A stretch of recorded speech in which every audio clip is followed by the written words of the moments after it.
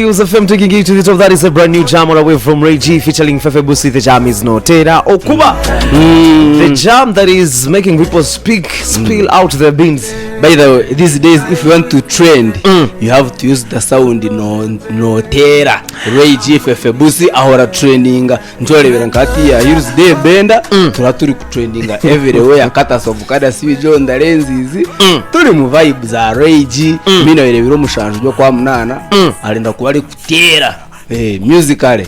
It's going to be in Kabale. Next month, 25th of July is going to be at Renzoli in 4th, is it 4th anniversary? 4th anniversary of 4th anniversary. Kandi chone kumwegyo kwe urenda kuja kucelebratinga n'aba Renzoli ni free entrance. Rage no kumulebera ni kumulebera as in Isaac Austin naenda kubaliho ba MCs abandi Rage n'abandi beshongozi kongo of course MC yabali asho tinanya ngundagamba ali ba MC abandi umushawe myayo uri kuza kucelebratinga Independence Day biromwe nabyo kuyikumi tinanya ngwine kinda kugamba kale se washarimo kumpebi muri byaje ibimuri byawe. As you well know, always this hour is always powered by Divine Touch Luxury Saloon that is found on the left hand side as you head into Katuna above Active Supermarket. This very saloon does quality work yet at an affordable price. You're looking for a place where you can go and get all those stylish hairstyles. You're looking for a place where you can go do those dreadlocks. Oh, you're looking for a spa. So that those people can touch you. Which people work in the spa? Murujungu? Yeah. Mesus. Abarakora mu massage ndi bijaganda kakwata. A girl who works in a massage is called the mesus. No Faransa wagwa. So of course wawo ujyo kwempo akashana kakutera oruhira kacuco nyine kinji wastama munonga ha murimo urenda kula wa refreshing wa relaxinga ye kwase aba Divine Touch rekijale saloon barber shop and spa bakukoreho umunyiriro gora reba hano maniga Divine Touch Austin walibona ekireju arayetererize Austin ahurire ngo abayishi bayirongire kukunda abwe kireju ndera nyonje za kireju. Well, thank you so much, you guys, for joining us on the His FM DAYBENDER. We're about to bring the gist for you. Being a new week, being a Monday, we usually, kick it off with the new jobs that have been released, so that we tell you what you should go and see and probably view, and probably also give out your view. Now, number one, in the new jobs that have been just released, there's a jam called Terms and Conditions. We saw Nesim on it, have a piece. Elijah Chitaka. That is a banger. Kunkora shwangu it is Nesim's project naenda kubanka instrumento. Nesimu nawe atandikire kukole byeshongoro kuya copyright yije bintu byo because do you realize that Chashongo kutandika the owner of the song is the producer, the songwriter. Songwriter omweshongo zinwa kwataga echibareta neighboring rights. So now Nesim Pan echari kukora na rebire na instrumento wambara nawe yachikora aine EP again yonyine. Actually instrument released a nice EP. I saw artists like Simba GK on it, Agaba Banjo, Truth 256 on that very EP. You need to go out and check it out to that very EP of Instra. So ejo yaba producers erareka ya producer bitu bakabare that like sovu ankonesha Joero Spring Studio Production eba jazz abo ebintu muri kubireba bita umurembe guri kubasagaho ekizibu baza kuyomba ngo nashana abagamba kare ngene umurembe mwagureba muta kubanga instrumental ikora Nesim Pan ali kukora kabare kigezi buzibuchi. All right, from there there is another song from Distar Ozambe is back. Yet another track to make you dance on the dance floor. Distar's Nigina is already trending on TikTok, and it now has exciting visuals to it. We saw the legendary Rwanda's legendary, that is Medi. Rwanda and Uganda link up as Medi and Eddie Kenzo dropped their collaboration dubbed Gusa, blending rich Afro-pop melodies and their heartfelt lyrics and infectious rhythms. Konkora manya najere kuzaza nashanga akashije no karika president kabeshongozi bona it is by merit, not by accident. The guy is actually doing music serious. He actually even released another song with Monique Seka, legendary Central Africa. Is it from Monique Seka from Central Ivory Coast? Something like that. But this very Jamugusa speaks about love, hope and deep connection that unite people across borders. I never saw this coming. Maybe Eddie Kenzo, and now you have seen it. So Eddie Kenzo is trying to prove to us that being the president of musicians and presidential advisor on creatives, it is not by accident, it is by merit. The guy has sung, has led the musicians, has done all that is required, BET, all that. So I think guy abara muhara na tumurugeho. Yeah, Monique Seka ogogwe narga Ivory Coast. Watakumanya, she was nicknamed the Queen of Afrozuko. If you know that song, Missy One. So they redid the song. So uhine kwamanyisa ngo na Ivory Coast yagire mu World Cup round of 32. Yeah, all out of 10 countries, 9 African countries, they qualified to the next stage. But that's a good gesture. The other country with xenophobia followed. Meanwhile, aba South Africa bagenze kwa mazere kugenda president yaja ari kuza ku evacuating the Ugandans that were stuck in South Africa due to, is it xenophobia? Yeah. So nabo bari kurugayo n'abazani ba World Cup bije ku saving emirimo yabe biba baragwanira. Echo takumanya na kanareba kumwe Kabura Andrew Kabura, because he's a Ugandan and they're saying they're chasing out all what and I think for Kabura's case is different. How kandi ni baba bo kwendera kimwe no batumira Africa batakora batabone mirimo permit ye eri week I think World Cup yaberi harabariyo World Cup yawo ararugayo. So tinda hanya ngo bamwe no buziba ba super sport. I don't think kubanga tukaribera rayomba ebitongore bibera bitina habantu buziba, but these abanansi. Also, lastly, in one of the jobs that you need to check out is Mido by Vinka. Ahead of the concert scheduled for 21st August, Vinka is going to be dropping fresh projects. The latest one being Mido, Banga Boy on the production, and this one is going to make you dance. You need to go out and check it out. And when you hear the producer Banga Boy, it is a banger itself. So Banga Boy, you know what he does. So Vinka is back. Tutu mama waramumushaka ruka kamusinga rati bakakiwa tudamenya bossman akaruka kamusinga bagaruka where they were supposed to be mweshongole. Yeah. All right, away from the tunes, this is very good news, most especially to the people who are in the art industry. Government has allocated 12 billion in the 2026-2027 financial year to advance the national apprenticeship program aimed at equipping unemployed youth with the practical skills for employment enterprises. Government in Nigeria to take a message is at that so much a priority? I think I think let's first appreciate our old boy omusigazi wa Kabare kutirati yarebire ngo minyeto katugire ngo minyeto yensi yona being the minister of finance musasizi mwebaze habwecho kugira ngo ba allocate nje zo 12 billions kokari cyane nda twebuze turenda minister musasizi ha emphasizing ezo 12 billion kureka nguzayikana kigezi na rubando weye n'abasigazi beye nabo baziboneho abasigazi ba promoters abompo ba nobati bakabona kaseta bondaje bakazigira izi impese izi 12 billion nize menyeteri unemployed.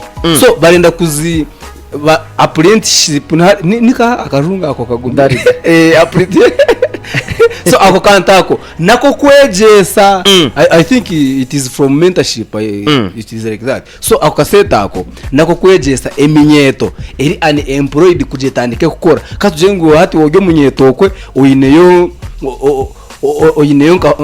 olinko muhinji olinda kutandika kulise nkoko embuzi enchi za farm na jesote zo nizo zirijira ababine worudingi baje empowering.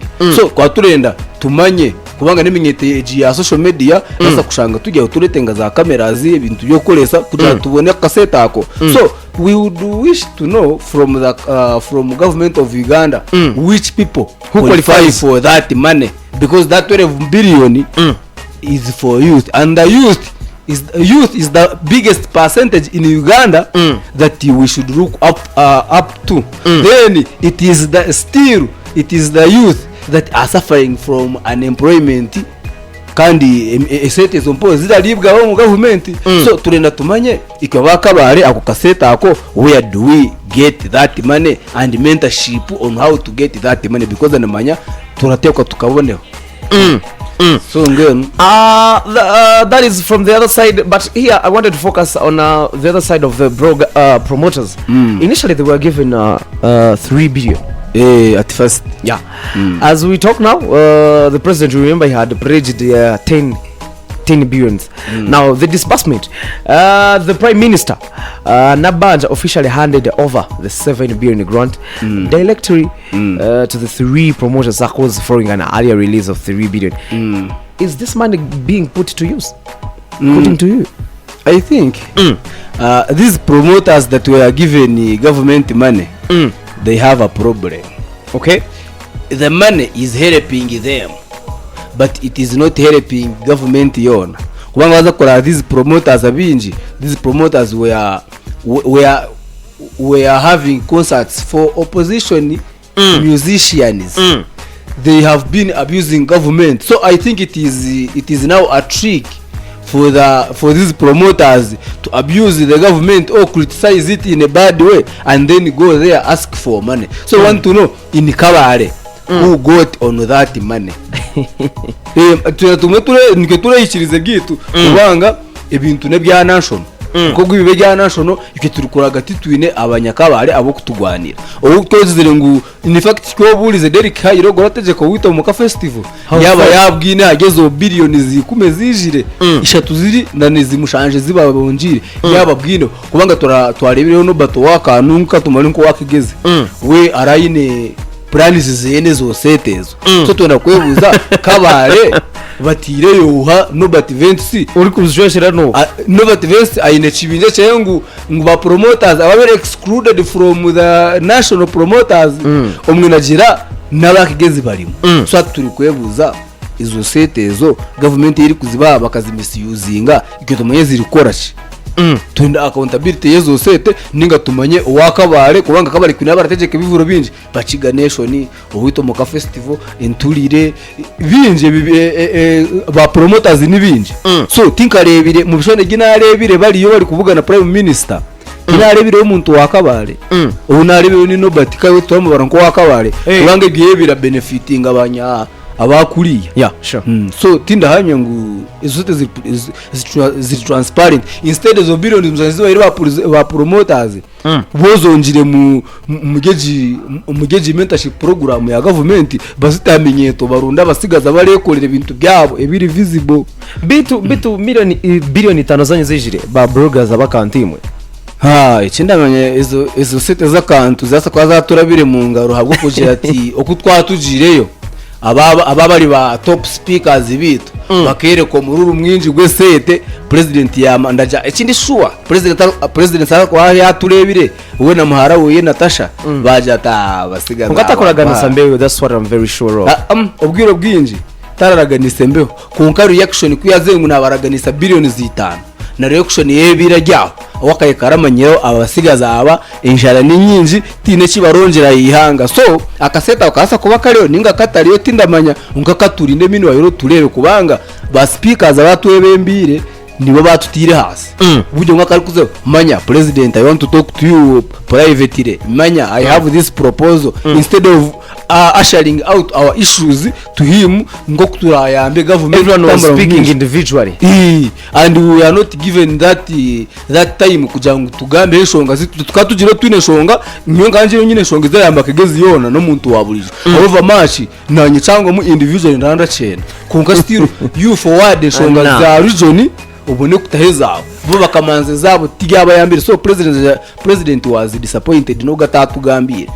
All right, Monka nienda twenjere kubusa bantu mwe abariyokwe government ya Uganda yamaze kwani releasing a billions 12 in this very financial year 2026-2027. What is this money for? To support the national apprenticeship program. Now this fund equips unemployed youth imbura buri warugaha campus oyegire ki tubwine cyo gukora kuko ino mu cyo gorasa gukoresha neki. So we're giving you money like a startup capital. Empower yourselves. That means this one is going to have these most of the youths that were that were convicted by the trade order. Yeah, yeah. And if you're looking to access this funding as an employer to train young people as a youth looking to benefit, all you should know is that the Ministry of Gender, Labor and Social Development has already invited businesses and host institutions to register their workplaces and volunteer opportunities. So nkati nkoko shomire bya mahurire kuko yini bya mahurire barasa kushara mujire abana ndenda pages podcasting and filming and so forth. I need this funding. So I abana tiba kuscaminga kuri government. No, ati government ni kubira agwa kwanga waja elimu gender and social development ogwe ni general orajikurire jo ministry rasho ni general tumukunde warukunjire ukunjiri wa nantari mistake ya rukunjire. So arayine kubana we ayina abantu barakora nabo bara following up orabire mu district baramanya munga yakuja uniform ya media iriyo ninga teri Austin ko yakuja ngo arasa ku empowering aba MCs kwaba ikineki basa kora shows bazigaruza sete. So sete nezo mwaka gumwe batazikoresize ziraza kugenda so baraza bazigaruza kwaza gukora tuta kugira ngo izo billions 12 ikomenye to kwagikoresa mu geji financial ya umwaka wo 2026 2025 nco ndenda hati yatwe kunganye eminyeto eri soba eri serious remecerenda twegite tuyo ko ya cassette waje ngo tukore kibina. Yes, I think izo sete zobozongere muri za PDM no zinabafere bakahana nabanda bine za poultry farms. So chenda tumaze kwamanya umuntu haro ku district tumonyezera tambara sita twine kutandika kolezo research nkezo turebe to empowering abantu bara tureba nini ko nandatecha tina manteka teka yawe iwe. As we talk, Monk, you're asking which are some of the people that really qualify for this money. Now this very initiative is targeted at young people. Echoko bazosheme kuburi yomunyeto. Typically 35 and below. Okay, then they provide hands-on experience okunokushomesa baramanza bakora working you get, and there is practical abilities required to secure jobs, overcome strict hiring and bureaucracies.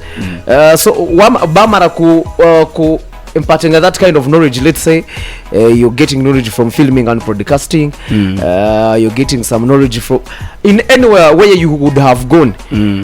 Firstly, you go under that training. Yeah, bamaze bakwejes. Then later they give you startup capital. Yeah, that's a big good move. Yeah, that's a good move, and that's why we are over the view to know where we get that capital and where we get that program, because like in kabare emenyete myinshi terashoma makuru terahurikiza leta aramanya biriho ninga tibiriho ugati ibyo gutwa twabihurire turi na already yararukizwa abantu binje menyeto tubabuze our time kubabusa nike tukegita hamwe urarawazo matima Austin bakwa kasete na shoya waje kore takwenda. So tubusa abantu turebe kutwatambura tumaze kwamanya ni office cha district ya kabare yo kwiciriraho turumanye nyina za kutandika kuchondoza ndebe kwanga kaseta konenda ketenga ndikubi am an employed youth urenda ukora aka sente tubarika kohereza ngo gende za rubajuguruho mujakure ukore iki apana nako kokoro kagaruza nako kokora ne business kitari yecho urishanga inyuma y'imitahimu. Away from the 12 billion, there's a story that has been trending that we didn't talk about, the story to do with DNA. Paulo Cafe DNA results challenged inkugambira ahabana 25 bagizire bagashanga only 4 bariya ba Paulo Cafe. But as we talk, the DNA results challenged. Baram reveals a plan now for independent UK and South Africa test. Bali planning at kuzitwara heru because ekira sirecho harabana abijire wade baragera kushana ti Uganda kunkara abana bijire ni ukamureba ukagira tiriyare ogumwana gutoka hamwe hakana. So Ingambirebi Minister Baram has already revealed the plans to fly the Paul Cafelos remains to South Africa or the UK for further examination. Do you think it's really a wise decision to do DNA later, or someone is supposed to conduct a DNA right at the birth? Now in this era mugeje generation eri turimo cyakira basika no mukazi yakujangwa ari pregnant for you ubanze wakakasa umute ha DNA ya pregnancy na yazagwa no mwana muke yamara kuzagwa cyariho no ruhuzi bamanze bamucebera DNA oriho bakureye kwenda kwa kase utarara wareberera umwana wa Austin uramangu no wawe so ibyo bintu byo birakora. However akasita ko kuza kutamukuza za UK na South Africa government akasita yo kakwasire eka empowering mu yabo bana abo igire kiyabatereho bakore. In fact they would be the first beneficiaries of that program ya 12 billion kwenda ngo bakore babone cyo gukora kubanga umwana rya bamwe abababuzireyo nyotinda za kwanga ngutiba akafero ninga n'abakafero kubanga nyo kantariyo tindamanya. But now what's next for these people? Some of them they've already lost their mother. Their mothers, they don't have their mothers. The other place had become like home. There's one I saw when we are teenage chokora mama akafa mzee akaya dizuri konka tukoma kuni niyo wit. So I saw him being hosted at Chibozi cha Bruno K. Fortunately bamubonira kase million 2 and the phone na nita kambarara na n'umurimo gore ndakukora bamusponsoringe cyenda gukora yaze ni makanika baraze kumwe aho kwega bamwe ne motoka zo kukanika. That is a blessing in disguise. Hata bali barama bamutire chikono kumwe ya mu family kunu yageyini ngati niwe boss kubanga sina mana nayoza kuja mwegibe nayo babiguze ti norabona million ashata so at way it is a blessing in disguise. As we talk, these are some of the people that have already conducted the DNA ababakumanywa kandi DNA zikatanenga mu ichinda. Firstly, we have Paul Kafero who is out of 25, has only four children. Muhammad Sagirinya out of 9 children akashanga mubanari bari bebe batano batari beye. We are talking about Matthias Warukaga out of 8 2 only 2 6 were not his. Katerega out of 3 omwana omwe ni wowe yokushe aronda mshawo mane mbamweta Opio out of 17 akashanga 10 ali bebe na mbwene nyogo aliona. There is also Mr. Semakura na wakatwara yo bana haruga yo babiri na Abitex promoter na wakatwara yo nabo bamuwandura. So DNA iraza kubehicire. However ibintu bya science haruga indantara byesiga bakajanga kibare cyenda kuragarira science ati cyaragiye bate nyenye sigenta science na DNA insida bikutangaza science and technology bakaturaganisi ikibari kuterenza bakajanga mu 2022 ngo nsenda ko haga science abawiro bawero kanungu na kibwetere twasigara ati ngenu ahubwo kinditiza mu DNA.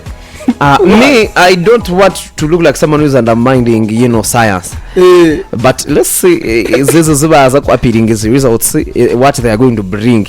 Ezo ndi kushisha zete zo muhiwe mushoroma uri kore zete zitorashishura hano wagura data yawe airtime bakushareza nezi watambura washora amajuta ezo nizo bari gukoresha kuri ebyekisiru zete bazikwate bazibaye budget kare kwa baterero ubushop startup capital mukore uragwe agwa jende tumanyongo mageze kagari macha ngibyo kwate zete zitwa mara zitokwe noko kwinde bintu byinshi byo kufo abantu barugira hanku tutibinaho kuza hata bwenzo rakwa sito kashoka zita mu DNA wo murundi gwa kabiri kuza kurezo sete zo nubwo intarama ebe ya DNA kunka abantu 25 rero nyinji so babiruge bagenda nece kiriho cyo bagenda naco yababi hakini uganyo shindamanya mu family ni family yorogamo na nyinda rugamo harimo corruption harari mu wa muntu ajata atoge stara chikwata ono natara chikwata atogu nabwo gyo witkonka kwa musimireje ari no wanyu ushange barakwara no wanyu so ati bari nkabinje abatazi gwe namwe hati washanga umuntu wakuze no kurugo mwaka gumwe kwise myaka nkana muratura hamwe muri no munjomwe muri nawo konkara kwanga rero mpo uri kujango gyo wabo orugire heru urajango ararenda kukolera ki so negyo biri mu corruption family nazo ziri mu corruption nizo tume byona byashishikana. Do you think you need to talk about the closure of NMG? We can. What's your take?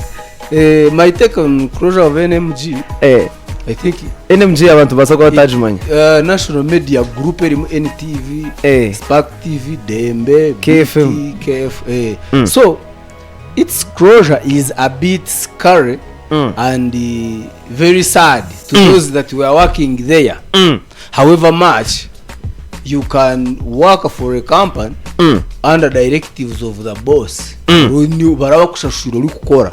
So whatever you report, as long as the boss loves whatever you report, whether hard truth or fake, it affects you all, the company and you all the workers. By the way, we have to be sorry for the guys that lost their jobs abruptly.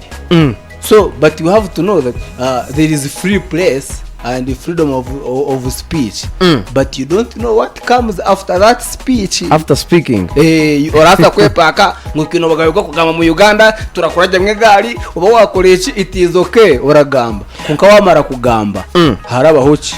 So ni kushasha nabo kunka nabo ba in case they come back on air, I would appeal them to balance. Babatara balancing.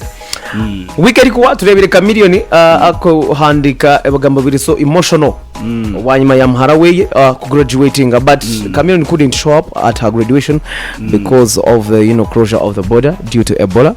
Mhara we graduating is Canada USA. USA Abatakuchimanya Chameleone ino mwana mukuru. I think she's even older than Amakas. Yeah. She's called Anna Mayanja. She graduated from high school, making her father proud. Chameleone Ajira, he's not going to forgive her for making her cry. The other side, we're seeing Amakas having lolling. No, America. In America, everything is possible as long as you're born from America. Anything is possible. It's 18 years, you're free to do whatever you want. As we finalize, Monk, DAYBENDER says, come and I show you what real disco is, as he openly wants to challenge Paraso. DAYBENDER challenges Paraso claiming he makes YouTube benchmarks. For a music battle. Will Paraso accept the challenge? Do you think it is even a match, Paraso and DAYBENDER? Bro, DAYBENDER has music. Even current in a keshongoro ka bonteka. So akeshongoro ka bonteka ka DAYBENDER karasaminga umwaka gungene cyo kabwigeshongoro rya Paraso akeshongoro kamwe keye. Happy birthday. Abandi nabajani kamara okari yuna ya DAYBENDER nagambe cyeshongoro kimwe ki DAYBENDER show wize kimwe cya bonteka kiramaro kariya ya Paraso ebyeshongoro umwaka gumwe kugaruka nyuma birthday ne yakareho nagamba 2025